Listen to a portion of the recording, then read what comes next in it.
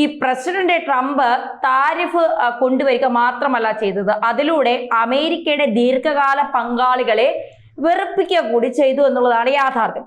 ഏതൊക്കെ രാജ്യങ്ങളെയാണ് വെറുപ്പിച്ചത്? കാനഡയെ വെറുപ്പിച്ചു, ഓസ്ട്രേലിയയെ വെറുപ്പിച്ചു, ജപ്പാനെ വെറുപ്പിച്ചു, south കൊറിയയെ വെറുപ്പിച്ചു, European രാജ്യങ്ങളെ മിക്ക രാജ്യങ്ങളെ വെറുപ്പിച്ചു, മെക്സിക്കോ, ബ്രസീൽ തുടങ്ങിയ ലോകത്തെ ഒട്ടുമിക്ക രാജ്യങ്ങളെ ട്രംപ് വെറുപ്പിച്ചിട്ടുണ്ട്. കൂടെ കൂട്ടിയത് പാകിസ്ഥാനെയും ബംഗ്ലാദേശിനെയും പോലെയുള്ള രാജ്യങ്ങളാണ്. എന്ന് വെച്ചാൽ ഏറ്റവും ശക്തമായ രാജ്യങ്ങളെ, അതോടൊപ്പം അമേരിക്കയോടൊപ്പം പല സന്ദർഭങ്ങളിലും കൂടെ നിന്ന രാജ്യങ്ങളെയൊക്കെ വെറുപ്പിച്ചിട്ട് ദരിദ്ര രാജ്യങ്ങളെയും അതോടൊപ്പം തന്നെ ഭീകരവാദത്തിന് പേരുകേട്ട രാജ്യങ്ങളെയും ഒക്കെ കൂടെ നിർത്തി.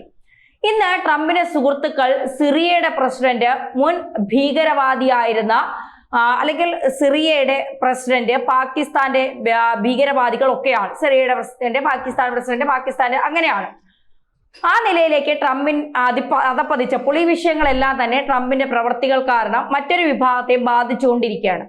അമേരിക്കയിലെ സാധാരണക്കാരായുള്ള ജനങ്ങളെ കഴിഞ്ഞ ദിവസങ്ങളിലെ വാർത്താ മാധ്യമങ്ങൾ എടുത്തു നോക്കിക്കഴിഞ്ഞാൽ, പ്രത്യേകിച്ച് US ബേസ് ചെയ്തുകൊണ്ടുള്ള വാർത്താ മാധ്യമങ്ങൾ എടുത്തു നോക്കിക്കഴിഞ്ഞാൽ അവിടെയൊക്കെ തന്നെ പല സ്റ്റേറ്റുകളിലെയും ഭരണാധികാരികൾ പറയുന്നത് നിയന്ത്രിക്കാൻ കഴിയാത്ത വിധം സാധനങ്ങളുടെ വിലക്കയറ്റം താരിഫ് കാരണം ഉണ്ടാവുകയാണ്, പണപ്പെരുപ്പം കൂടിക്കൊണ്ടിരിക്കുകയാണ്, എന്തു ചെയ്യണമെന്നറിയാത്ത ഒരു അവസ്ഥയിലൂടെയാണ് ഇപ്പോൾ തങ്ങളുടെ സ്റ്റേറ്റ് കടന്നു പോകുന്നത്.